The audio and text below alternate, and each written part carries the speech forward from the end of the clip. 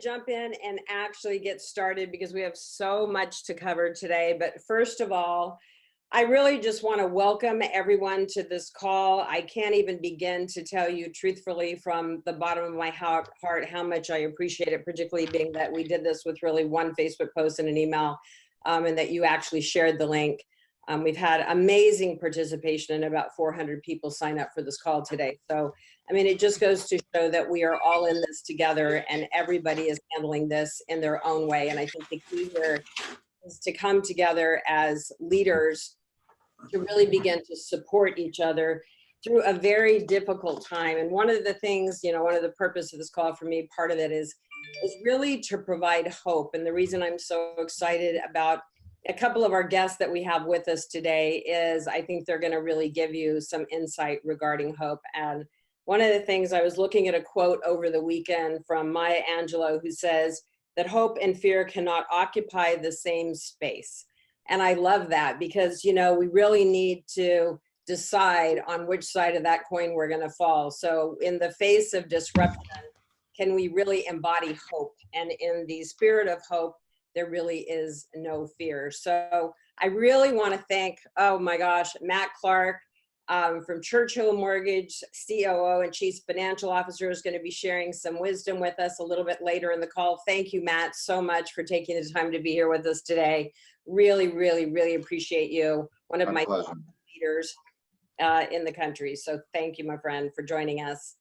And Barry Habib, obviously, most of us throughout the country in the mortgage industry are following and hanging on his every word day by day. So I just wanted to thank you, Barry, for all that you are doing for our industry. I know you are working tirelessly and for endlessly taking my calls regarding doing this call. Thank you, my friend, for being here with us today and sharing your wisdom. And Barry's going to be finishing out the call today. We will finish and wrap the call, and Barry's going to stay on for a little bit to try to get to as many questions as he can.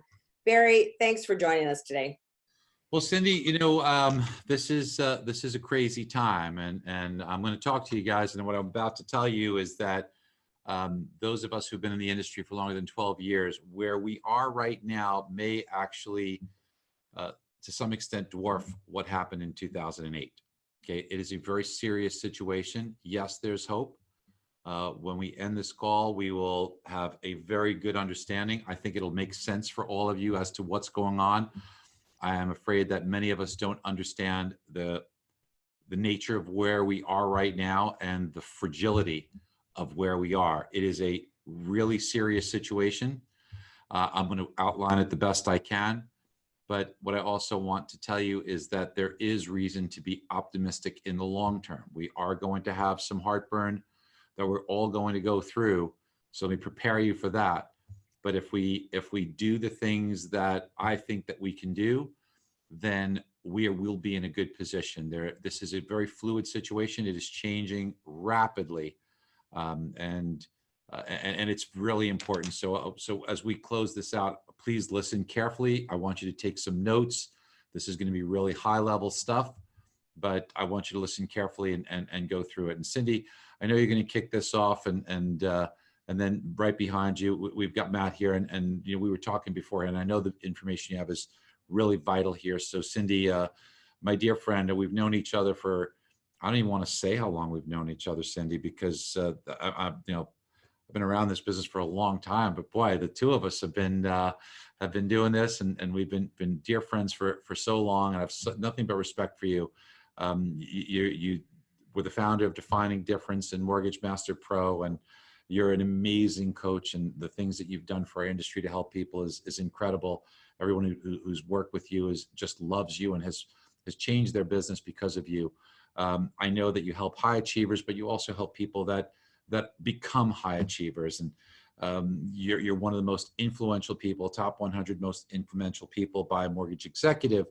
Been a perennial top originator when you were originating. Your volume levels were incredible.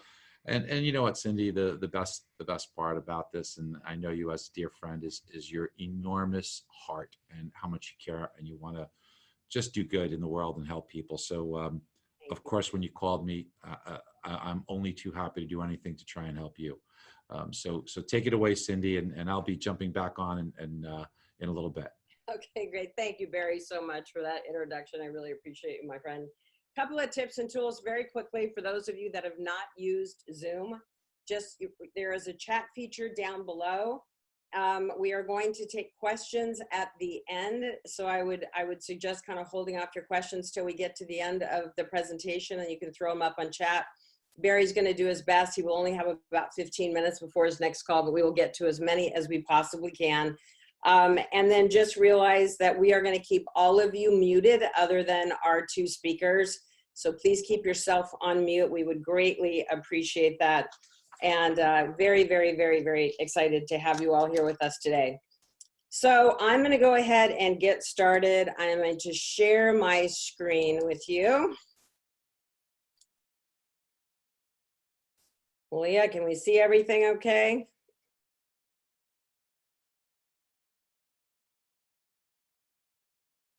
Yes. Okay, great. Just wanted to make sure, because I can't see my own screen. So, all right, I just wanted to dive a little deeper as to the purpose of why I did this webinar. I felt very compelled to create this webinar to support mortgage professionals after having many coaching calls over the last couple of weeks with my coaching clients and just listening to the real challenges that they face. I mean, clearly we're all identifying with this illness in the financial markets in very different ways. But one thing I know for sure is it's left many feeling very fearful, not sure how to lead in their own environment, and more importantly, how to even show up in their own life, and how do we make sense of a nonsensical situation and create a new normal for our life. So this message is really an opportunity for each of us to become the defining difference in our own life, for our families, for our businesses. And this really is a defining moment for each and every one of us. So I believe that we have a choice. My tagline is success is a choice, and I really believe success is your choice. You know, we have a choice as to how we want to define ourselves through this challenge. And with every challenge, we have amazing opportunities. So this is why I decided to do the webinar, because we are the leaders of our own life, and it's now time more than ever to embody that role as leader and to really look at this as the opportunity and the lessons that we can glean from any challenging situation.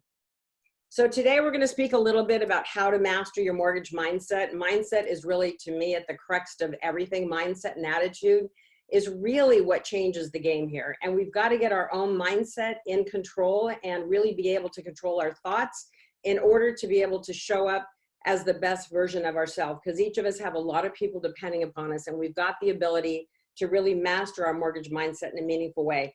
We're going to talk about eliminating your energy drainers and getting very intentional about what you allow into your brain right now. It's very important that we get intentional about what we are allowing in so that we can show up as the best versions of ourselves.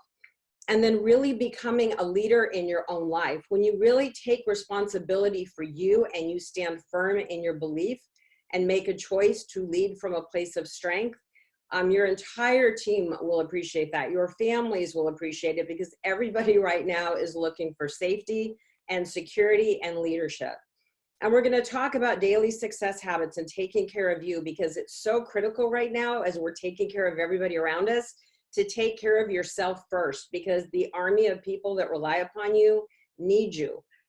So I really want us to focus on what daily success habits. And I have to say, I got to give a shout out to Jonathan Roach, who sent me a video first thing this morning reminding me that before I led this call, to make sure that I put good nutrition into my body, that I worked out, and I actually got on the treadmill, Jonathan, because of you this morning. So thank you very much.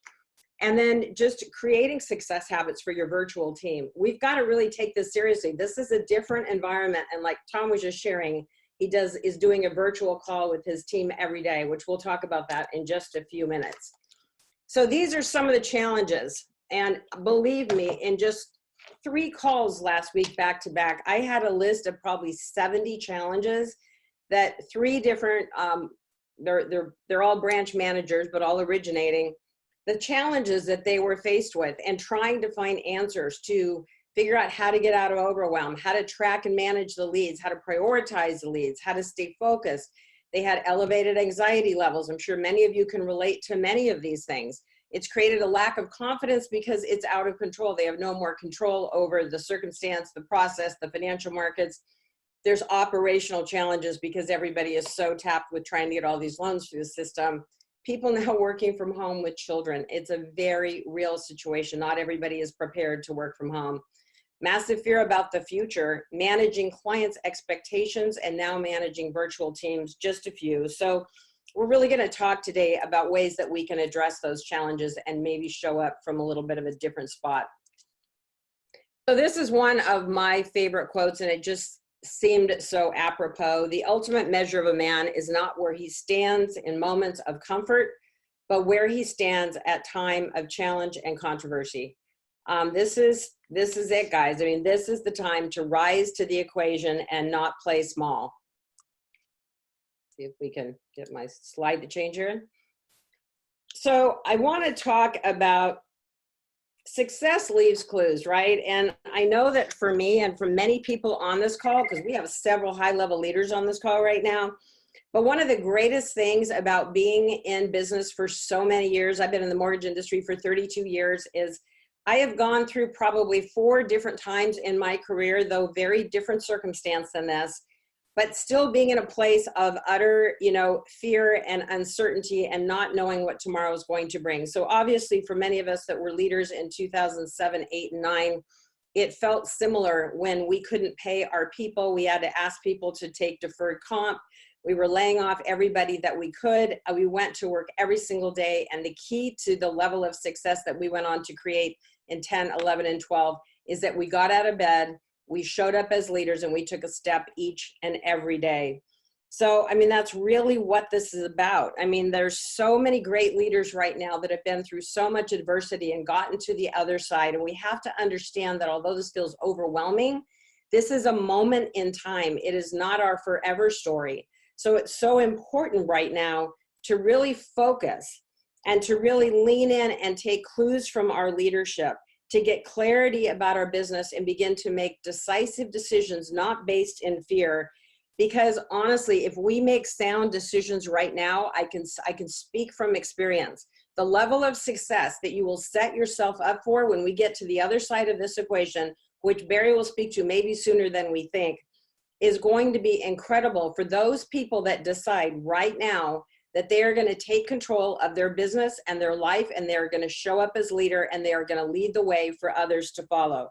This will be incredible opportunity for you and your future success. After 2007, 8, and 9, I can't even tell you. All I did was put money into the company. I wasn't taking money out of the company. We had no idea how long that space was going to last. We were in a jumbo market. We had no jumbo product. It was a very frightening time.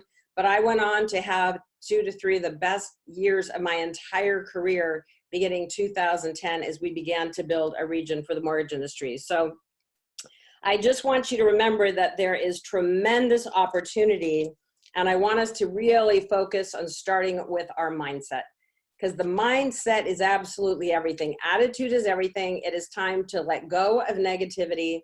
Leaders lead.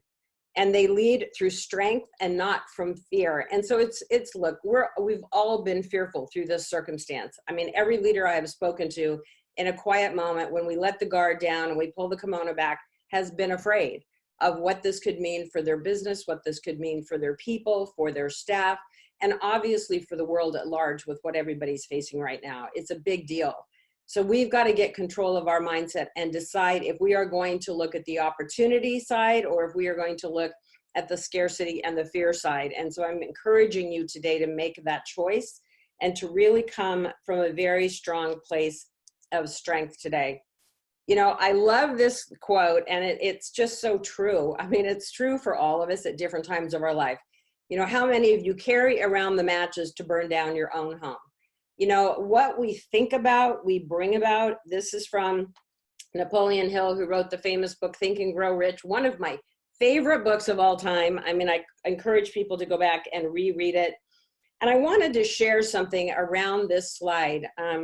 My fiance, many of you know, Tim Broadhurst, he was here this last week, and God love him, he drove from Colorado to see me in Southern California. Thank you, Tim. But we were listening to a video from Eckhart Tolle. And for those of you that are familiar with Eckhart Tolle, he wrote The Power of Now and A New Earth. But The Power of Now is a really important book right now because it's about presence. And when we stay in present moment, it's very tough to be fearful because fear really comes from forward thinking and being uncertain about what the future looks like. But his message was profound to me. So I wanted to share this with you. You might want to write this down because I think this is profound. He says, is your house built on sand or is your house built on rock?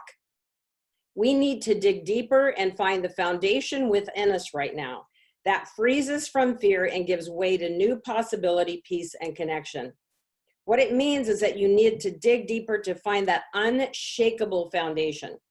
Adversity gives us a wonderful opportunity because adversity forces us to go deeper, to awaken to that deeper dimension of who we are.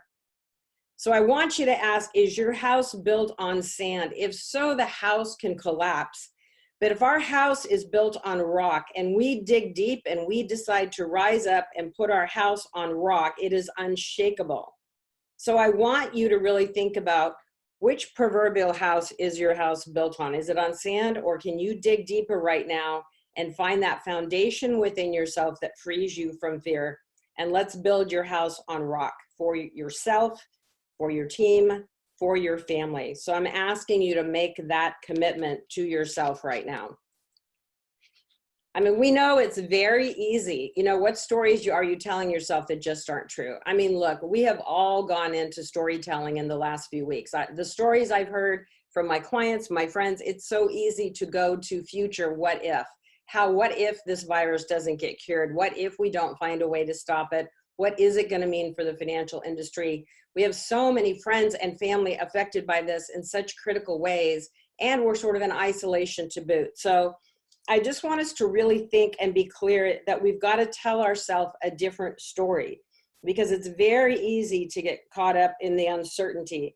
So like, how are you standing right now in your own way? Like, what's keeping you up at night?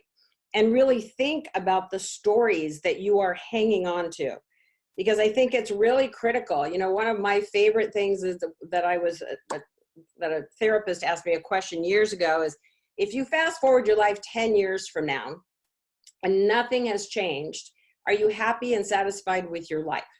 So I always ask myself that question because it sort of unveils the areas that I really need to work on.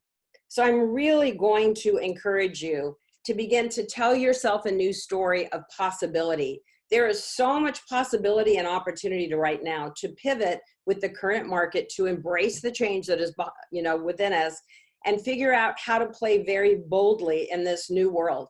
I have had 3 happy hours with friends and business colleagues. I had one with a bunch of mortgage originators last night, and we have had such fun connecting on Zoom and using a new methodology to connect, share ideas, share resources. I say lean in to the new now, right now, and become a leader for everybody in your team, for your referral partners, and just be intentional about being present. And ask yourself the question, you know, am I safe today? Is my family safe today? Are we healthy today?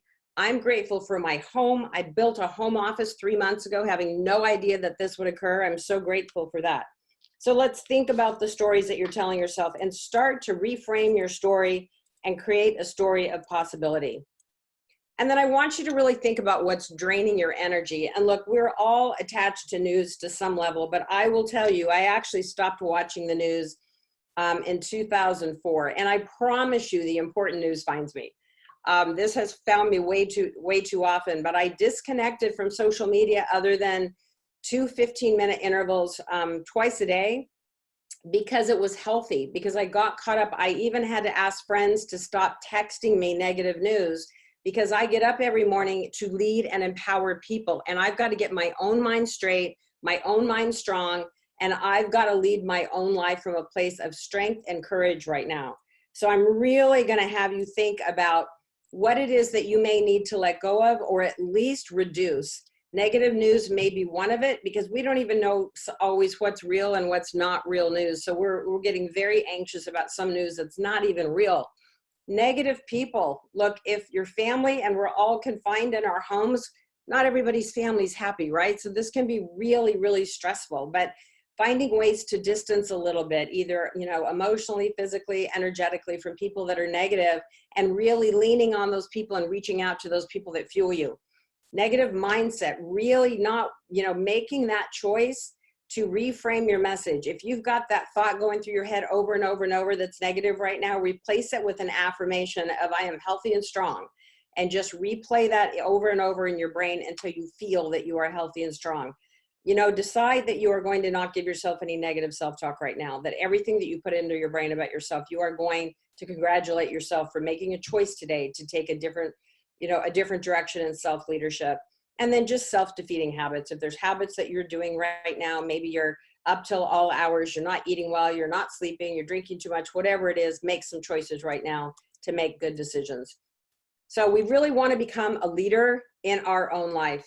And this really is about taking action and being courageous, which is not always easy.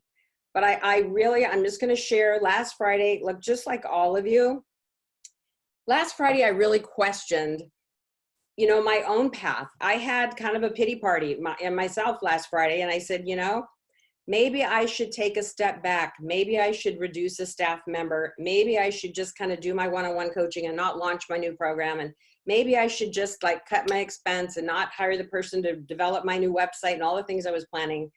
And I did go into that space on Friday, but by Saturday, because I do all the things, I put into place my practices around leadership and leading from my own life, I made a very clear decision that I was going to go completely the opposite. Because if you look at all the great leaders in history, when we are in times of challenges and how many millionaires and billionaires are built from this space, I decided to lead my life from a bold place. I hired a LinkedIn specialist over the weekend.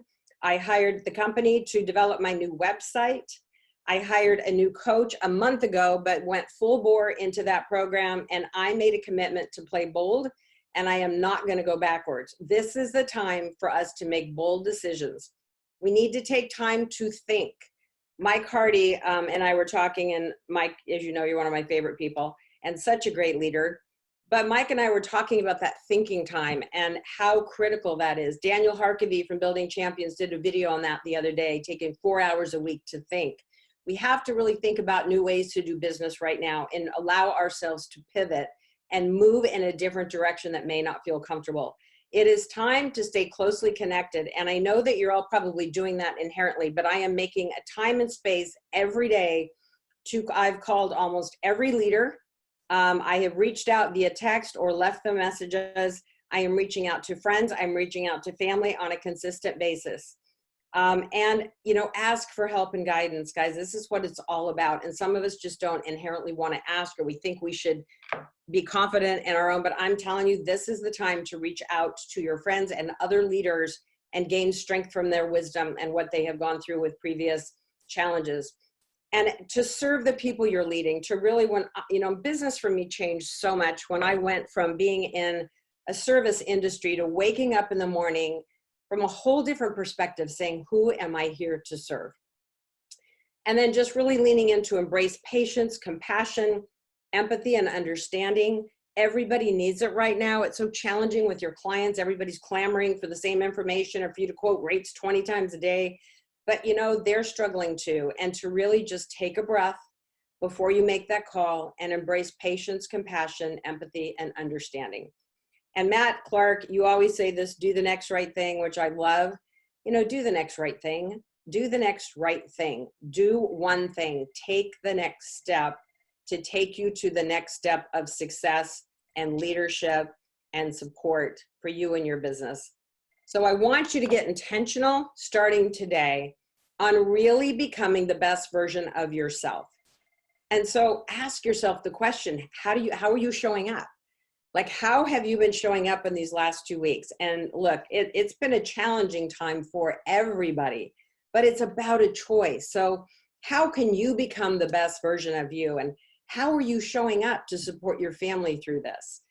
How are you showing up to support your teams at work? Are you showing empathy and compassion and understanding? And how can you show up to support your clients and your referral partners in a more meaningful way and to be an education source for them, which they so desperately need?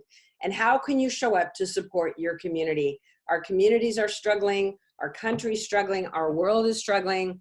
How can you offer a helping hand and use whatever special halves you have to to be a go-giver right now? I mean, I made the decision to do this call. I'm not selling you a darn thing. I'm just here to be another layer of support to help you get to the other side of a very challenging time. And there's so many leaders out there wanting to help you do that as well. So number 4 is develop daily success habits. And it's so imperative to take care of you. So I want you to think very intentionally. Now you hear this all over the news, but I want you to really look at this and go, where do I need to take it up one notch? Where can I make one shift about boosting my immune system? And I got very serious. Like I'm a holistic health nut, but honestly, I know what it takes to stay healthy. So the one thing I know for sure is when you go to the grocery store right now, it's all the frozen food that's gone and all the canned goods are gone. But there is tons of fresh fruits and vegetables, and that is not where everybody flocked to. And I get we don't want to have to go to the store every day, but be intentional. I am trying to eat fresh fruits and vegetables every single day. I make a morning shake every morning with spinach and all kinds of great stuff in it. And I'm getting more restful sleep. I am a late night girl by nature. I stay up late. I'm going to bed an hour earlier every night by design. I'm actually having my assistant help me with that to keep me on task. I am taking vitamin supplementation, and whether you believe in it or not, I'm a huge fan. I'm taking vitamin C every day. Vitamin D right now, very important, D3, for the fact that we're all indoors so much more. I am taking a multivitamin twice a day, drinking more water. My assistant keeps me accountable for that.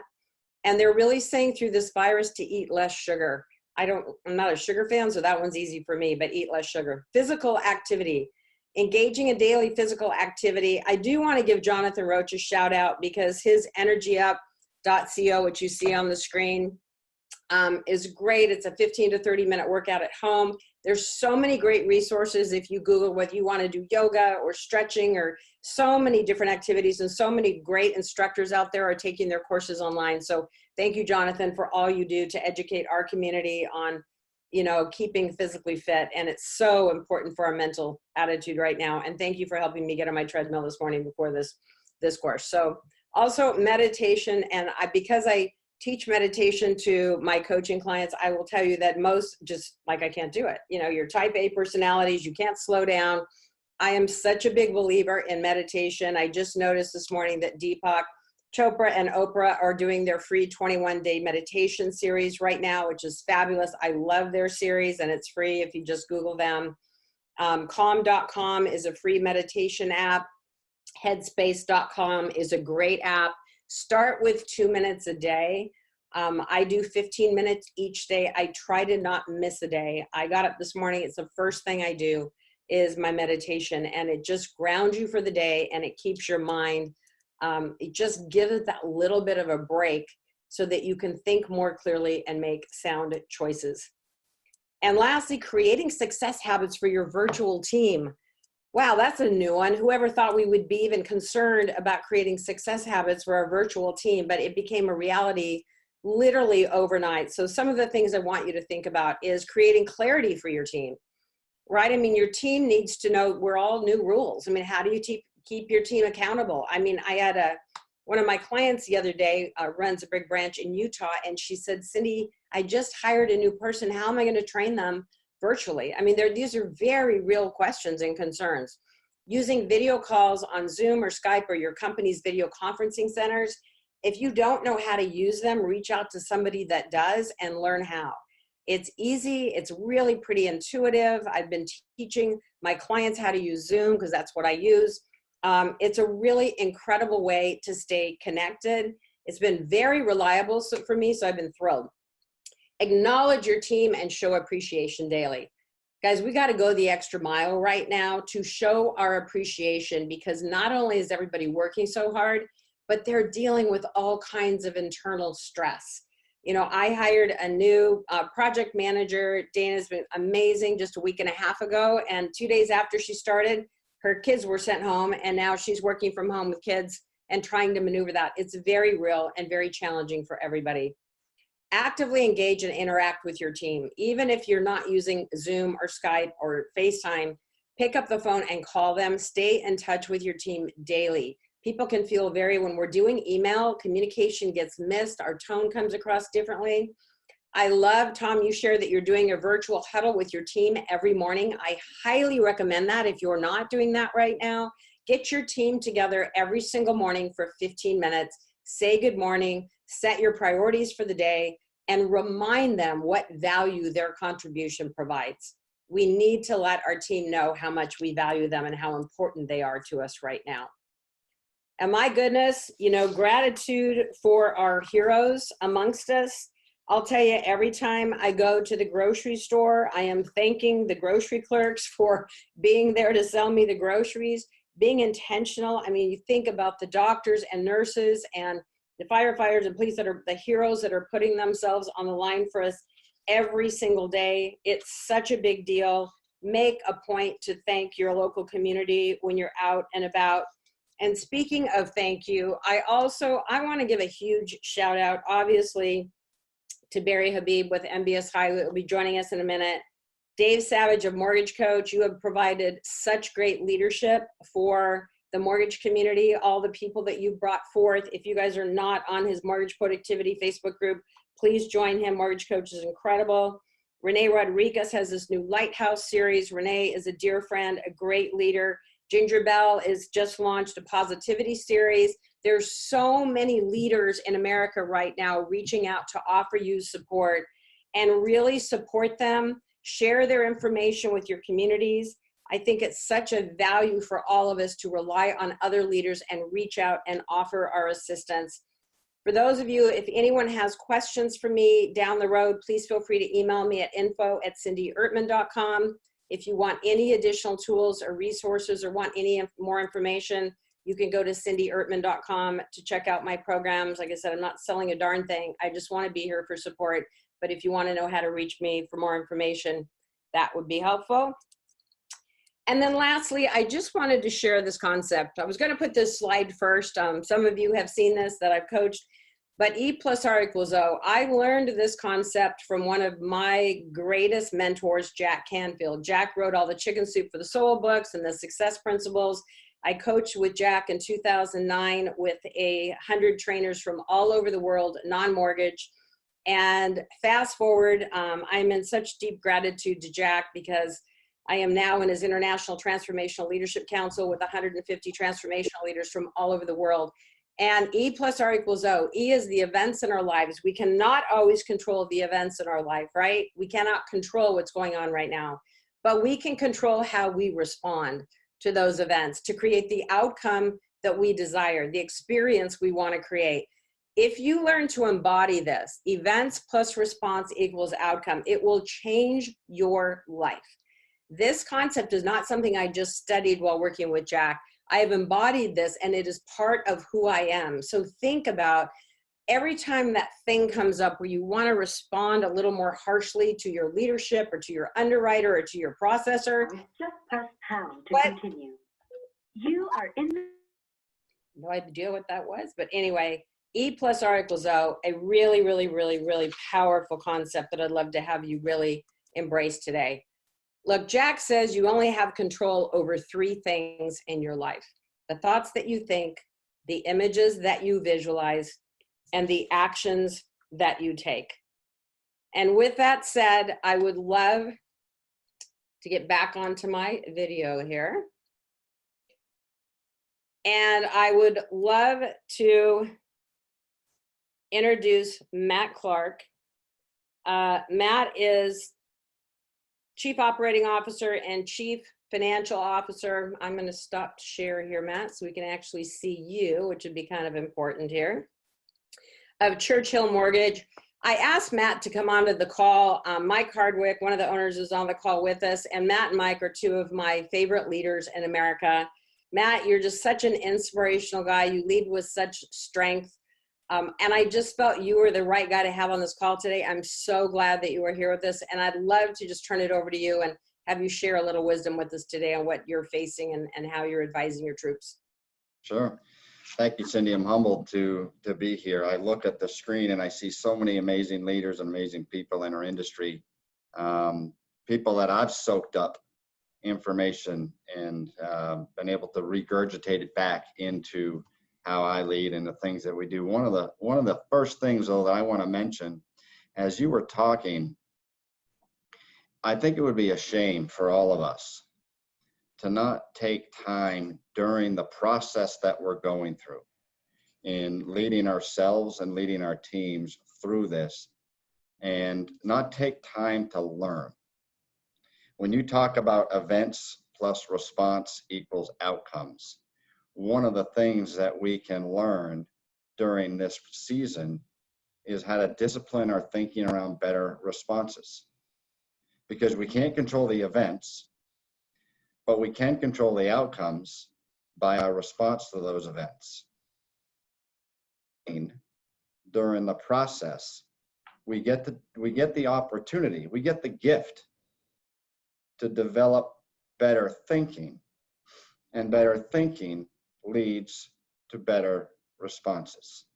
And so the first thing I want to talk about right now is just take a minute to breathe and learn, because all things come around again and come around again and come around again.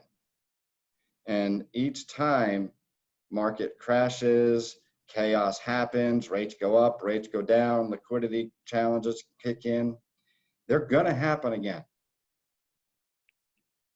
And the way that we handle them now shouldn't be as good as the way we handle them next time if we commit to continuously learning. It's one of our core convictions, is to continue to learn to be the expert. Learning to be the expert means having the humility to say, I don't know everything. And so let's lean on each other. And then let's seek wisdom, and I'll talk about that in a minute, to create a better outcome. I saw a message in the chat early on, and I forget who it was from, but it was actually a question. And the question was, how do you stay calm during this season of crisis? How do you stay calm during this whirlwind of issues that we're dealing with? And Cindy, I think you hit the nail on the head earlier in what you were presenting, and that is you first. That is you first. And this I'm going to talk about next is going to relate to both how do you stay healthy during the health crisis of the coronavirus, and how do you stay healthy so that you can lead your team. And when I say healthy, when you can lead your team, I'm talking about not just physical health, but mental health, spiritual health, emotional health.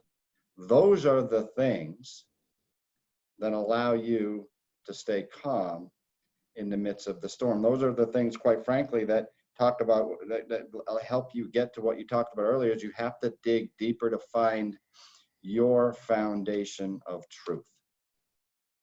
And quite frankly, it starts with you. And if you're not committing today, right now, during this season, there's never been a more important time.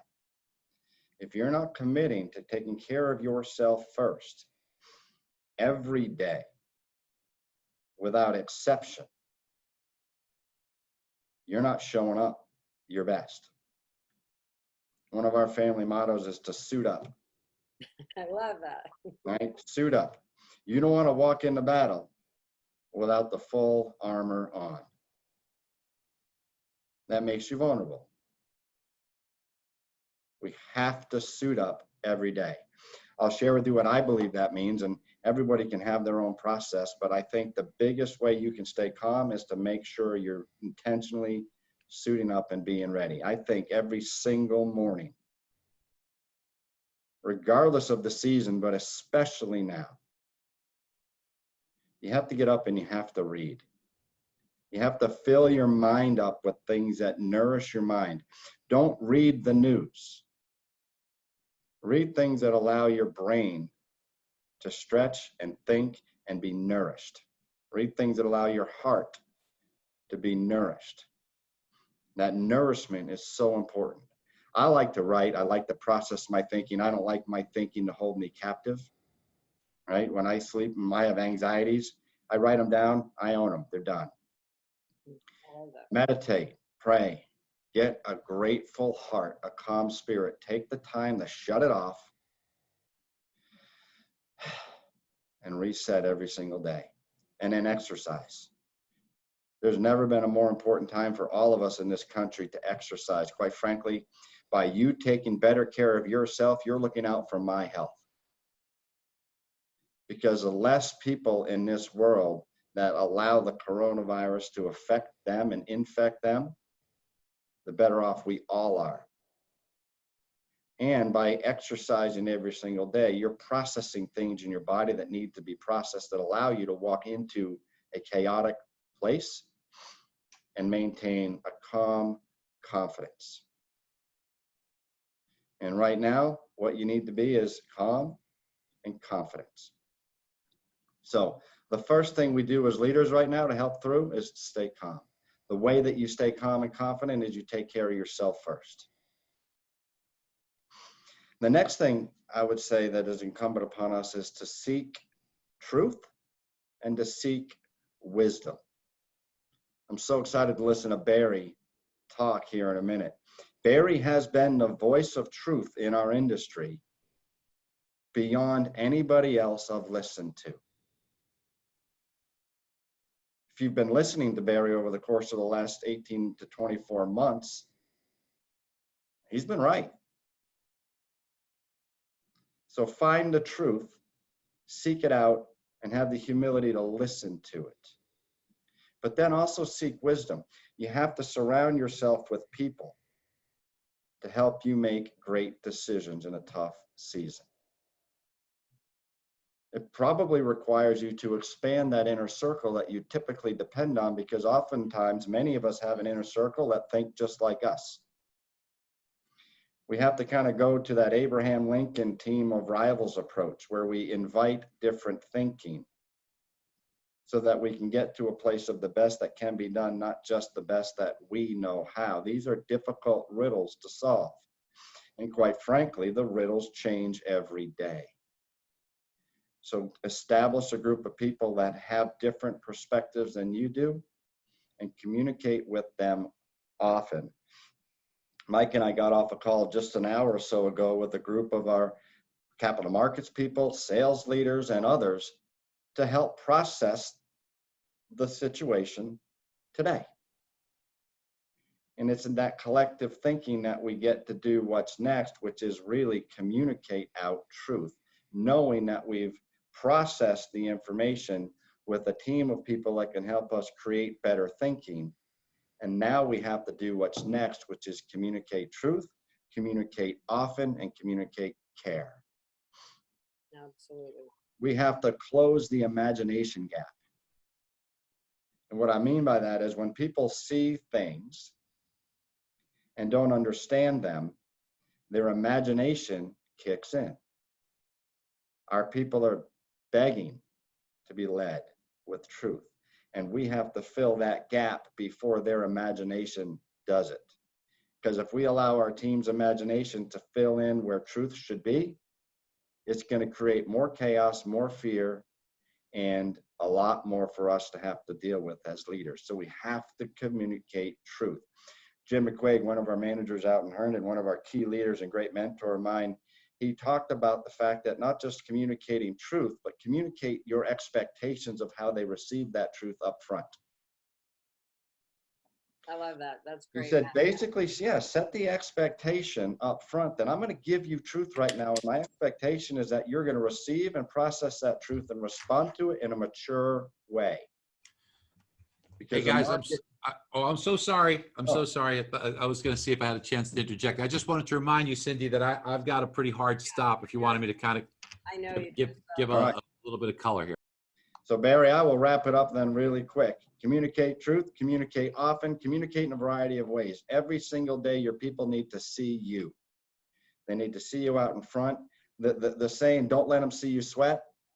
I would turn that around right now and say, let them see you sweat out of work, not worry. Let them communicate constantly. Let them see you. Send out videos if you can't do video calls. Be in front of people. And then be bold and take action. You have to continuously take action. Once you've understood the truth, you've communicated it, let them see you take action.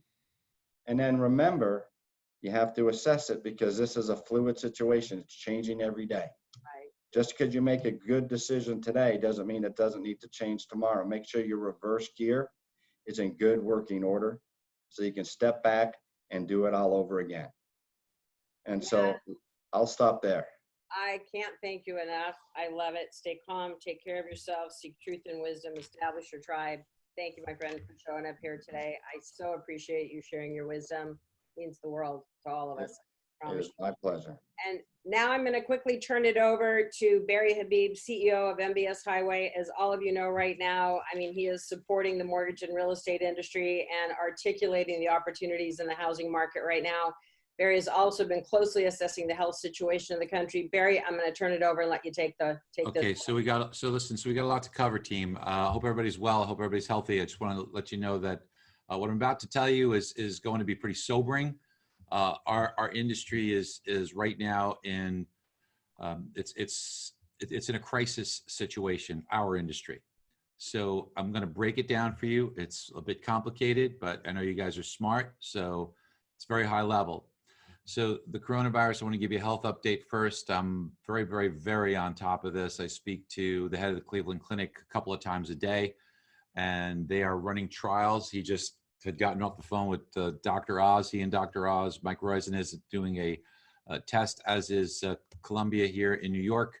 And what we are seeing is that there is hydroxychloroquine along with azithromycin as a cocktail seems to have, in very small sample size treatments, created within 3 days where not only people are better for the most part, everybody got better who's taken it within 6 days, but within 3 days, 90% of people got better, but they also stopped shedding virus, which curtails the transmission.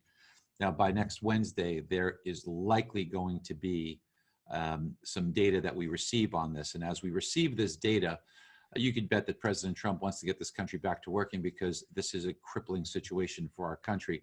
And I would imagine that if the data is as good as it's hoped to be, that we could start to see things get better. It's very important that they do get better, and I'm going to explain why to you. In addition to that, what we have is we have a situation where normally there is a seasonality where these types of viruses don't do well after April. Thank God for that. So the combination of these two should allow things to improve next month. It can't come fast enough, I know, for those of us who are really struggling at this time. And listen, all of you that are working and you have your set of heartburn and problems, but you know, there's a lot of people who aren't working right now too that are in even worse shape, or just hearing that they've been let go or laid off, and you're hearing these stories. So let me try and break down what's going on in the mortgage market for you. This is complicated. I'm going to go fast because we don't have time. So first of all, the way that a mortgage works, and it's important, I'm going to be a little bit pedantic here, but you need to understand this. So you have a borrower, let's say they borrow a loan, if they take out a loan at 4%, they go to an originator. That originator can't hold that mortgage, so they go to a servicer and they offload it to the servicer. Now the servicers who people think have the mortgage, that's who you make your mortgage payment to, but they have no ownership.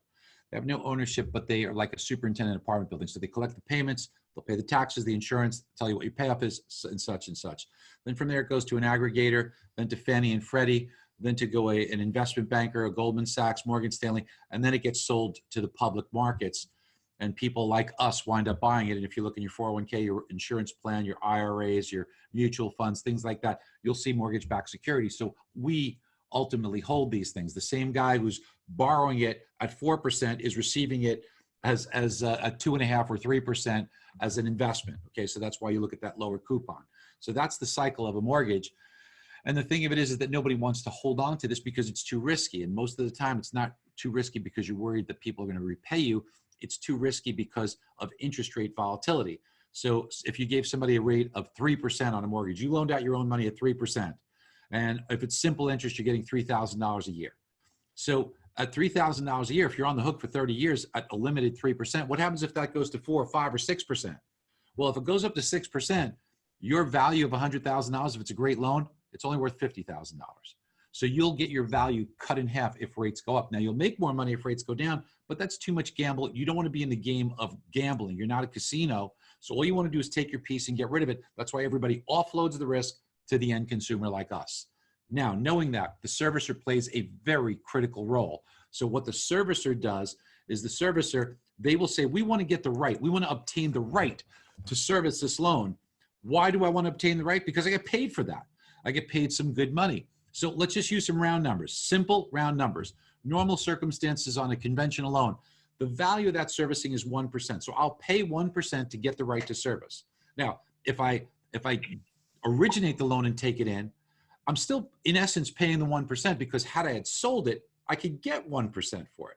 So if I'm keeping it or if I'm buying it, there's a 1% value. And that's very important to know because that's my asset. That's an asset. Now, the servicing strip or the fee that I get is good for about, let's call it rough numbers, call it 30 basis points or so. So you could do the simple math. It takes about 3 years to break even.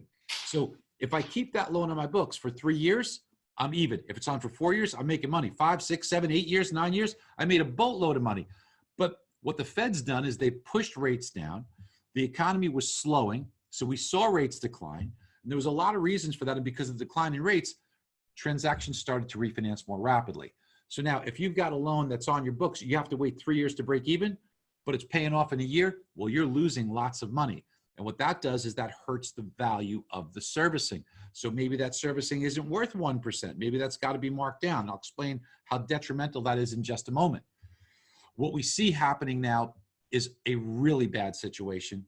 And that is, we've got this coronavirus. I mean, if you would have scripted this as a movie, you could not have scripted it to be more of a horror movie for the timing of this. At the peak, when you have the most loans you have, this virus hits us. Now, you have to understand that people who are servicing are also very smart. And it would be wise for them to say, let's not put all our money in servicing. We could finance it. So maybe we'll put up half the cash and maybe we'll finance half the cash. Because this way, at least we'll be able to increase our amount of servicing and increase our returns. It's just smart business. Well, now we enter into a realm of this coronavirus causing potentially 20 or 30% unemployment. And that's why it's so important to get this thing fixed. Because when we see that, now you have a new variable. The variable is will my mortgage get paid? And that adds an element of risk that this market has not seen. During the worst end of the financial crisis, the unemployment rate hit 10.8%. We're talking about 20 or 30%. That's bigger than the Great Depression, which was a little over 20% unemployment. So when we talk about these numbers, there becomes the risk of, will I get my mortgage paid? Now, let's make it even more complicated. The government wants to help. They have a heart to help. We want to help people. We got to help people. So they say, well, you got a mortgage? Let's use something called forbearance. You don't have to pay your mortgage payment. Oh, great party for not paying the mortgage. It seems like, right? I mean, heaven forbid you got other issues, but at least I don't have to pay my mortgage. Well, guess what? That servicer, listen to this one. Okay, I bet you didn't know this. The servicer has to pay the investor even if they didn't receive the money from the customer. On a conventional loan, it's only the one payment. On a government loan, it's indefinite, which is why you're seeing that market dry up completely because it's become too risky. Now, in last night's legislation, just passed last night, they're creating a facility which will take time that will allow the servicer to tap into this to help them bridge the gap. Now, we don't even know what it's going to cost or how easy it's going to be to obtain, but the government has now finally contemplated this needs to be done. But one thing they haven't figured out yet, and this is a big one, there is a covenant as a servicer that you have. And that covenant that you have as a servicer says, I have a loan that I took in. If there's a first payment default, it is unsaleable. So it sits on my warehouse line. It gums up my warehouse line. Now, if it was a few of these, there's a scratch and dent market, I'll take the hit. But the scratch and dent market, that's dried up. That's not out there anymore. The non-QM market, not there anymore because all of this risk will people pay. Because remember, if you were teetering anyway and your ratios were high and you lose your job, you're really in too much of a risk for an investor to take on. So they're not going to touch that. Government loans, riskier. You're not going to touch that. Plus the fact that you got to keep giving payments. I'm not touching it. That's why these things, for the most part, are drying up. Now, on the conventional front, which still is in existence, here's what's happened as of last night.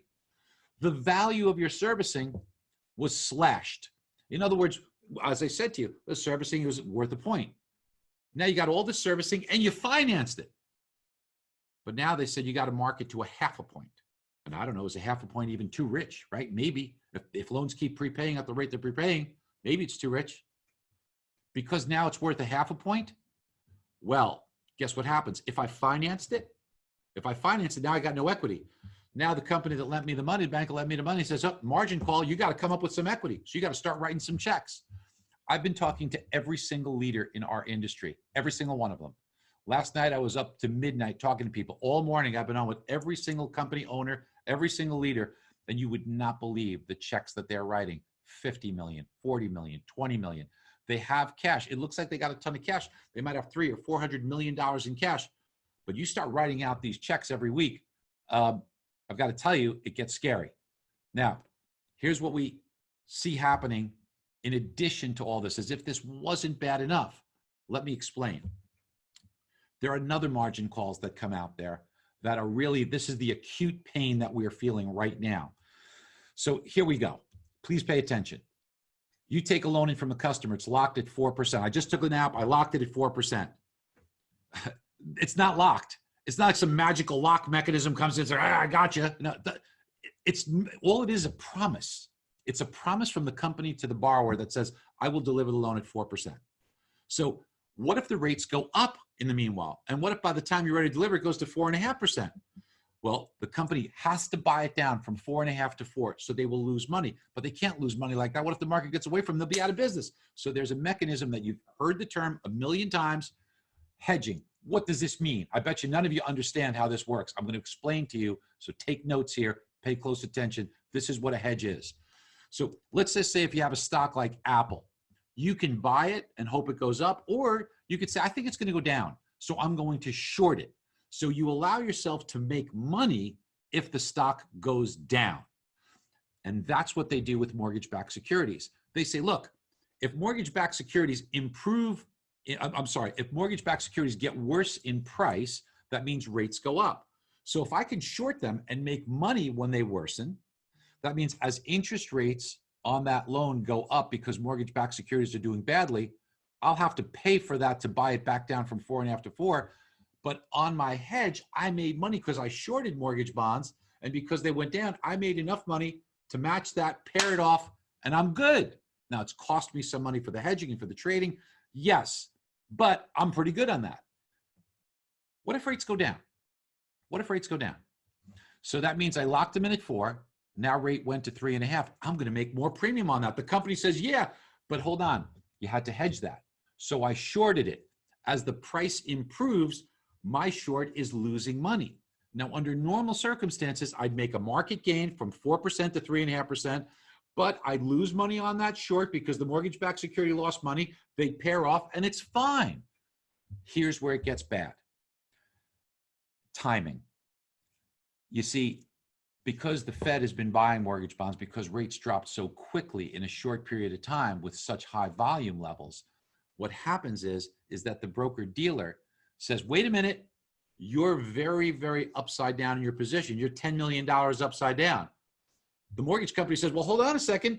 Look at it. I'm going to make this extra 10 million as soon as it closes. Broker-dealer says, sorry, I'm not waiting. I want my money and I want it now. And I'm not going to wait to see if and when you close that loan. You have to pay me now. And within a few hours, that mortgage company has to wire $10 million, $20 million, $50 million to the broker-dealer. Now, under normal circumstances, if it weren't so freaking crazy, they would close these loans, make the gain, and then pay back or make up for the money that they just laid out. But things are not working that way. Why? Because the freaking Fed says we're going to zero. And instead of saying, you should know, consumer, that does not affect mortgage rates directly. That is different than a mortgage rate. If they would just say those simple words, you wouldn't have people jumping from one lender to another, breaking transactions. Or what about this one? You go to close a loan, and now, right now, it's 10 days before closing. They want to make sure you get another verification of employment. They may change that to within 24 hours with what's going on. And now you can't close the loan. You can't close the loan, so you can't get that money on that market gain. Damn, I was going to make all that money, but it's gone. I can't make it. And meanwhile, I paid my broker-dealer. We are in a very tricky situation right now. And what I don't want you to think for a minute here is that whatever company you're working with, if you're a broker, if the wholesaler's trying to play games with you, if you're in retail, that your company's trying to do anything against you. They are not. They are struggling to make it through this time. So if you see crazy moves in rates that don't correspond, if they're saying we can't take locks later more than X amount of period of time, they are just trying to get through this. And by the way, script it as perfectly as you can in a movie. You've got a situation health-wise that precludes people from being close together. So you can't even be in the same office. So you're far less efficient. The appraiser can't go out. The title can't get processed. Everything has slowed to a crawl just at the most important time, and to get money at the worst time. All this is happening. I'm telling you, if you tried to get a horror writer to script this, they wouldn't be this creative. It's impossible to time the worst possible thing happening when volume levels are at their all-time in the history of the world higher than they are, to cause the most damage and the most harm. So I don't want to scare you, but I want to be real with you that we are in a situation right now that is dangerous. And the worst thing that you can do is put another brick in the backpack of the company that you're working with. You have to forget the mindset of a borrower for a second. Don't think like a borrower, because what many people say is, well, I got a loan closing in 2 weeks. Please, okay? Please. You have to think long-term. This is a great industry. We want to be able to survive long-term, and people are just trying to survive right now. So you have to be supportive of your company. And I know that right now you got to feel like you're on an island, right? Because your client's bitching at you, the realtor's bitching at you. You go to get help from your company. They seem to be making things harder for you. They don't want to. But here's where you got to show your true character. Here's where you got to step up and be there as a leader and say, I understand the gravity of this situation, and I am going to be there and show my loyalty and show my character and get through this, because when we come out of it on the other end, we will get healthy, we will get better, and the market will come back. People will go back to work. People will make their mortgage payments. It will happen. Housing was at a 13-year high before we entered this. The economy had a 3.5% unemployment rate. When people go back to work, everything will fall back into place. It might be a little different, but you will be able to make a lot of money for a long time, and in the process do a lot of good in helping people. I know that's what you want to do. In the meanwhile, my strategy to you would be the loans you take. I know purchases are going to be tough and slow right now, because who wants to look at a house? I get you. Do cash out refinances with debt consolidation. Tap into the equity that people have to the extent you can do them. I'm not insensitive. I wrote loans for a long time. I'm just like you.